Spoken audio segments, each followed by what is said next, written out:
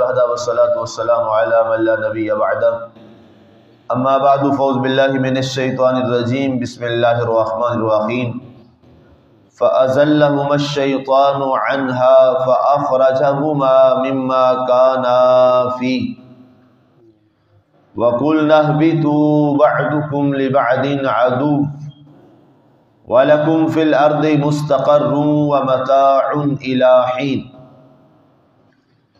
بس شیطان نے ان دونوں کو اس سے لغزش میں جا ڈالا اور جہاں رہتے تھے وہاں سے ان دونوں کو نکلوا دیا، اور ہم نے کہا تم سب نیچے اتر جاؤ، تم بعض کے دشمن ہو، اور تمہارے لیے ایک خاص مدت تک زمین ہی میں ٹھکانہ اور رہن سہن ہے۔ سامعین، آج ہماری سورہ البقرہ کی آیت مبارکہ نمبر 36 کی تلاوت و ترجمہ کا شرف نصیب ہوا۔ کل ہماری گفتگو چل رہی تھی کہ جب اللہ تعالیٰ نے حضرت آدم علیہ السلام اور آپ کی زوجہ دونوں کو جنت عطا فرمائی اور فرمایا یہاں سے تم جو چاہو کھاؤ، لیکن اس درخت کے قریب مت جانا وگرنہ تم حد سے بڑھنے والوں میں سے ہو جاؤ گے۔ اس کی تفسیر کل آپ نے ساری مکمل سنی۔ اس کے بعد فا یہاں تفسیریہ ہے، وضاحت کے لیے ہے۔ ارشاد ہوا فَأَزَلَّهُمُ الشَّيْطَانُ، پس شیطان نے انہیں بہکاوے میں ڈال دیا۔ اب وہ کیسے ڈالا؟ چونکہ ظاہر ہے آدم علیہ السلام کو جب سجدے کرنے کا ملائکہ کو حکم دیا گیا تو سب ملائکہ نے سجدہ کیا سوائے ابلیس کی۔ اب جب ابلیس نے سجدہ نہ کیا تو اللہ نے اس کو جنت سے نکال دیا، اپنے قرب سے دور کر دیا، اور قیامت تک کے لیے اسے ملعون اور رجیم قرار دے دیا گیا۔ قرآن پاک کے اندر یہ بات آگے آئے گی، وہاں پڑھیں گے۔ اب شیطان کے اندر وہ حسد، وہ جلن، وہ غصہ موجود تھا، اور اس کی یہ خواہش تھی کہ اگر میں اللہ کی رحمت سے دور ہوا ہوں اور اللہ نے مجھے جنت سے نکال دیا ہے اس آدم علیہ السلام کی وجہ سے، تو کیوں نہ ہو کہ میں اس کو کسی انداز سے ایسا کروں کہ اسے بھی جنت سے نکلوا دوں اور اللہ کی قرب والی وہ جو منزلیں ہیں اس سے دور کر دوں، اللہ کی محبت سے دور کر دوں، اللہ کی رحمت سے دور کر دوں۔ اب شیطان اس حسد اور اس دشمنی کی آگ میں اس قدر جو ہے وہ مسلسل اس کے لیے کوششیں کر رہا تھا۔ یہ جو پھل کھانے والا معاملہ ہے درخت سے، یہ ایسا نہیں ہوا کہ ایک بار ہی شیطان گیا اور اس کے بعد جو ہے وہ آپ نے کھا لیا۔ تفاسیر میں لکھا ہے کہ شیطان نے یہ کئی بار یہ حملہ کیا ہے، شیطان نے کئی بار یہ کوشش کی ہے، اور آخر پھر اس کوشش میں وہ کامیاب ہوا۔ لیکن ایک جو بات جو وہ چاہتا تھا اس میں اس کو اللہ نے ہمیشہ کے لیے ناکام کر دیا۔ اس کی یہ خواہش تھی کہ جیسے میں اللہ کی بارگاہ اس کی رحمت سے دور ہوا ہوں، آدم بھی دور ہو جائیں گے اور اللہ کی رحمت سے محروم ہو جائیں گے۔ لیکن رب ذوالجلال نے وہاں سے آنے کے بعد اللہ نے ایسا کرم فرمایا آدم علیہ السلام پر کہ اللہ نے ان پر وہاں سے بھی زیادہ اپنی رحمت دنیا میں عطا فرما دی اور زیادہ قرب کا مقام عطا فرما دیا۔ یہ مالک ہے، چونکہ شیطان جو ہے اس کا وہ عمل کرنا اس کے اندر ایک برائی تھی، اور وہ کیا تھا؟ اس کی انانیت، غرور اور تکبر تھا، اس لیے رسوا ہوا۔ لیکن آدم علیہ السلام کے اس معاملے میں ان کے اندر یہ بات نہیں تھی، بلکہ شیطان نے بہکایا، پھسلایا، اور آپ کی یہ نیت نہیں تھی یہ کام کرنے کی۔ اس بنیاد پر اللہ تعالیٰ نے قیامت تک کے لیے ابن آدم کو، اولاد آدم کو جو بھول چوک سے ہو جائے، اللہ نے وہ اولاد آدم سے سب کچھ کو معاف کر دیا، حتیٰ کہ روزے میں انسان بھول کے کھا لے پی لے پھر بھی روزہ اس کا قائم رہتا ہے۔ یہ اصل میں اس وجہ سے آج تک چل رہا ہے۔ مفسرین نے اس بات کی وضاحت کی، چونکہ بھول چوک میں انسان کا ارادہ نہیں ہوتا، انسان کا دل کی تمنا نہیں ہوتی، وہ انجانے میں نہ جانتے ہوئے وہ معاملہ ہوتا ہے۔ جیسے کہ ایک روزہ دار کی بھی ہم نے مثال دی، ایک مثال ہے، باقی کئی اور مثالیں سینکڑوں اور چیزوں کی بھی ہو سکتی ہیں۔ کہ روزے دار ہے، اس نے روزہ رکھا ہے، اللہ کے لیے رکھا ہے، اور اس کی تمنا ہے، خواہش ہے، ظاہر ہے اس نے روزہ رکھا ہے تو بھوک پیاس ہر چیز چھوڑنے کے لیے رکھا ہے، لیکن ہوا ایسا کہ اسے یاد نہ رہا، بھول ہو گئی، عادتاً ایسا ہو گیا، کھا لیا پی لیا، اس کا دل کا ارادہ نہیں تھا۔ اب روزے میں کھانا اور پینا جرم ہے، گناہ کبیرہ ہے، گناہ کبیرہ ہے، لیکن جس نے بھول سے اور نا علمی میں کھا لیا، کیا اس کو گناہ ملے گا؟ نہیں ملے گا۔ کیا اس کا روزہ جاتا رہے گا؟ نہیں جائے گا۔ کیوں؟ اللہ فرماتا ہے اس میں اس کا دل کا ارادہ نہیں تھا، بھول سے ہو گیا ہے، ہم نے اس کو معاف کیا۔ یہی معاملہ جناب سیدنا آدم علیہ السلام کے ساتھ بھی ہوا۔ اب اس پہ لکھا کچھ لوگوں نے کہ جناب شیطان کے ساتھ یہ معاملہ اور آدم علیہ السلام کے ساتھ یہ معاملہ، یہ سوال بن سکتا ہے، تو اس کا جواب میں نے عرض کر دیا کہ آدم علیہ السلام والے معاملے میں ان کا دل کا ارادہ شامل نہیں تھا، اور شیطان والے سجدے نہ کرنے والے معاملے میں شیطان کے دل کا یقینی ارادہ موجود تھا، اور اس پر وہ ڈیبیٹ بھی کرتا رہا، اللہ سے بحث بھی کرتا رہا، آگے دلائل بھی دیتا رہا۔ قرآن میں وہ آگے آئیں گے کہ اے اللہ میں کیسے سجدہ کروں اس کو، تو نے اس کو مٹی سے بنایا، مجھے آگ سے بنایا، مٹی پستیوں کی نشانی ہے، آگ روشنی اور بلندیوں کی نشانی ہے، بلند آدمی اس کے آگے کیسے سجدہ کرے، میں کیسے سجدہ کر دوں؟ یہ پوری بحث کرتا رہا وہ اللہ کے ساتھ۔ تو اس سے کیا مراد ہے؟ اس کا دل کے اندر خرابی تھی، دل کے اندر جو ہے وہ برائی تھی، جس بنیاد پر اللہ نے اس پر گرفت کی۔ آج بھی ایک جو دانستہ عمل ہے اور ایک غیر دانستہ عمل ہے، دونوں میں زمین و آسمان کا فرق ہے۔ جو بھول سے ہو جائے وہ اللہ کے یہاں معاف، اور جو دل کے ارادے سے جان بوجھ کے کوئی کرتا ہے اللہ اس کو کبھی معاف نہیں فرماتا۔ اب یہاں پہ ارشاد فرمایا گیا کہ اب اس شیطان نے بہکایا کیسے۔ ایک بہت بڑی تفسیر ہے، تفسیر عزیزی، اس کے اندر یہ واقعہ لکھا ہے کہ شیطان نے بڑی کوشش کی، چونکہ شیطان کا جنت میں جانا بند ہو چکا تھا جب وہاں سے نکال دیا گیا۔ اب آدم علیہ السلام اور سیدہ حوا علیہ السلام ظاہر ہے وہ تو جنت میں تھے، اب کیا کرتا؟ تو جنت کے اندر آپ کی خدمت پر مامور تھے ایک مور اور ایک سانپ، یہ آپ کی خدمت پر مامور تھے جنت میں، سانپ بھی آپ کی خدمت کرتا تھا، اور مور جو ہے وہ بھی حضرت آدم علیہ السلام اور سیدہ حوا علیہ السلام کی خدمت پر مامور تھا۔ چونکہ یہ جنت میں رہتا تھا، اس کی آشنائی تھی پہلے، یہ وہاں گیا اور اس نے ان سے یہ بات کی مور سے کہ کسی طرح جو ہے میں جنت میں تو نہیں جا سکتا، کوئی ایسا کام کرو کہ آدم علیہ السلام ذرا دروازے پر آ جائیں اور میں سامنے ان سے کوئی آمنے سامنے ہو کے بات کرنا چاہتا۔ اب مور کو اس نے اپنے بہکاوے میں ڈالا، اور مور نے کہا ٹھیک ہے جی میں رقص کرتا ہوں، اور آدم علیہ السلام میرا رقص دیکھتے ہیں، میں بہت خوبصورت رقص کرتا ہوں، اور اس سے وہ بڑے محظوظ ہوتے ہیں، تو میں رقص کرتا کرتا جنت کے دروازے کی طرف بڑھ جاؤں گا، اور اس کے بعد تم کسی طریقے سے وہاں پہ آ جانا۔ ادھر اس نے سانپ سے یہ بات کی کہ مجھے تم اپنے منہ میں ڈالو کسی طریقے سے اور مجھے وہاں تک پہنچا دو۔ اب یہ سانپ کیسا ہے اس کے بارے میں لکھا ہے مفسرین نے کہ اس کا تصور دنیا والے سانپ سے نہیں ہو سکتا، جو اتنے بڑے ابلیس کو اٹھا کے لے جا رہا ہے منہ میں ڈال کے، اب یہ کیسا ہے؟ یہ اللہ اور اس کا رسول ہی بہتر جانتا ہے۔ تو اب ایسا ہی ہوا، مور نے دونوں کے ساتھ اس نے یہ معاملہ طے کیا۔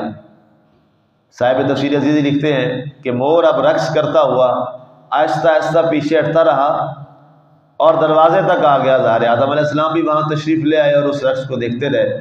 اتنے میں سانپ نے اس کو منہ میں ڈال کر وہاں جنت کے باہر دروازہ جہاں پر باب جنت ہے، جہاں آدم علیہ السلام موجود تھے اور وہ رقص دیکھ رہے تھے اس مور کا، وہاں پر اس نے آدم علیہ السلام کو مخاطب کیا اور کہا کہ آپ کو تو موت آ جائے گی اور یہ جنت آپ کی ساری ختم ہو جائے گی۔ اور اس نے شیطان نے، ظاہر شیطان تھا، اس نے کہا، آپ نے پوچھا یہ موت کیا ہوتی ہے؟ آدم علیہ السلام نے فرمایا یہ موت کیا ہوتی ہے؟ اس نے پھر وہ سارا کام کر کے دکھایا جیسے موت آتی ہے، تکلیف ہوتی ہے، تڑپا، اور اس کے بعد کا موت اور وجود ختم، اور یہ جنت آپ کے پاس نہیں رہے گی۔ آپ رنجیدہ خاطر ہوئے۔ اس نے کہا اس کا مسئلہ کا حل ہے، آپ اگر وہ فلاں درخت جو ہے نا اگر آپ وہ کھا لیں نا تو آپ کو کبھی موت نہیں آئے گی اور آپ ہمیشہ زندہ رہیں گے۔ تو آدم علیہ السلام نے فرمایا کہ اس درخت سے تو کھانے کو ہمیں منع کیا گیا ہے، وہ تو ہم نہیں کھا سکتے، ہمارے اللہ نے ہمیں منع کر دیا ہے، وہ ہم کبھی بھی اس کے قریب نہیں جائیں گے۔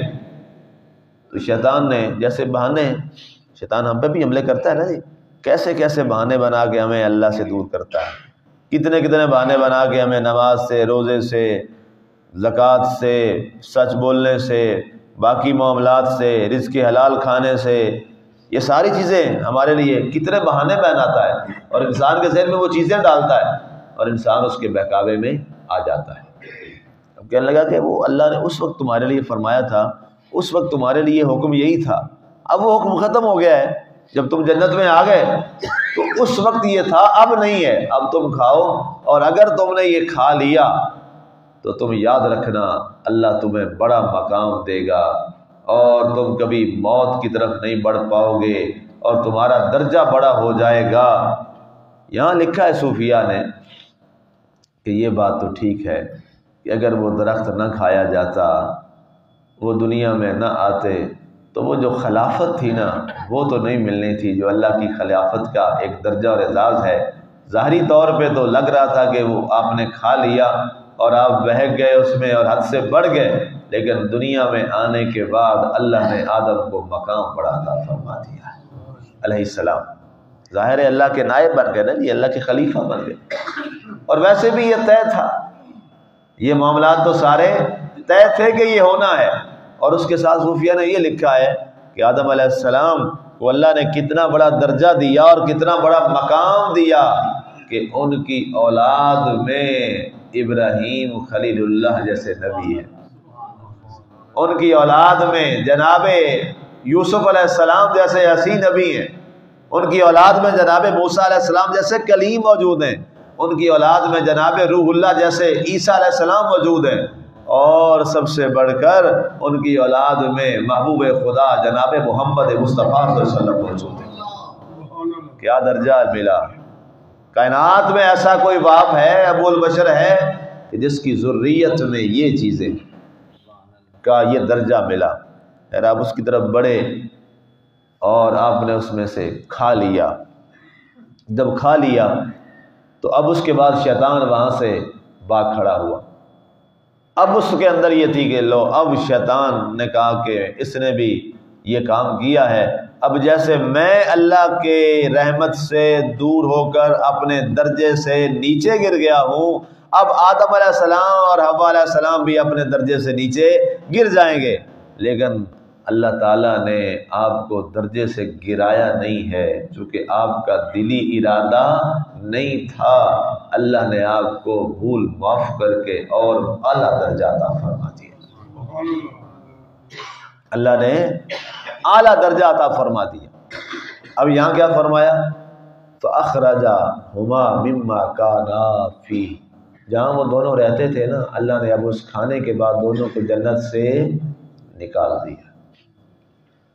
وَقُلْنَا اهْبِطُوا، اور ہم نے فرمایا اتر جاؤ، بَعْضُكُمْ لِبَعْضٍ عَدُوٌّ، اور فرمایا ایسے جاؤ گے دنیا میں جنت سے اترو گے کہ تم ایک دوسرے کے دشمن ہو۔ کیا مراد؟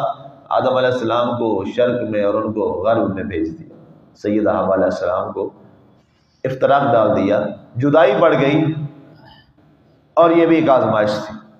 وَلَكُمْ فِي الْأَرْضِ مُسْتَقَرٌّ، اور فرمایا تمہارا زمین میں ٹھہرنا ایک مقررہ میعاد اور مقررہ مدت تک کے لیے ہے۔ اب دونوں کو بھیج دیا اور اتار دیا وہاں سے نیچے۔ اب یہ بھی اس آیت سے بھی ایک سوال کا جواب ہے۔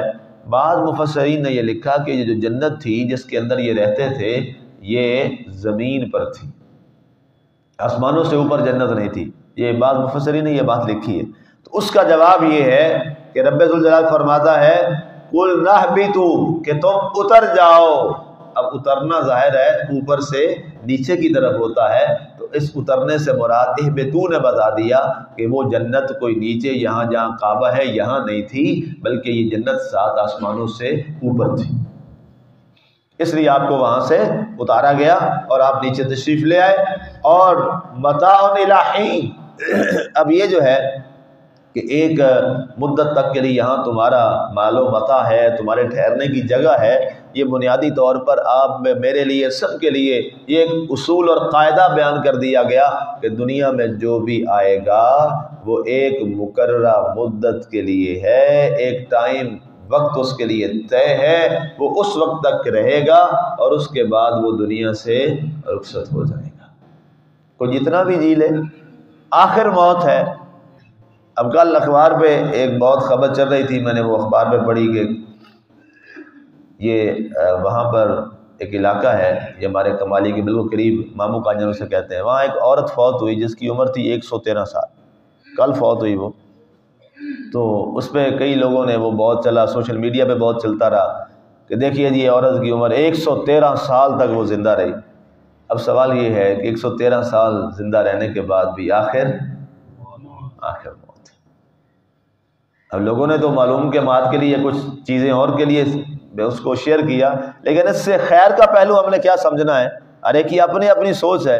ہم اس سے یہ سمجھیں کہ بھئی اگر کوئی 113 سال بھی آج جیا ہے تو 113 سال کے بعد بھی آخر اس کو موت ہی آ گئی،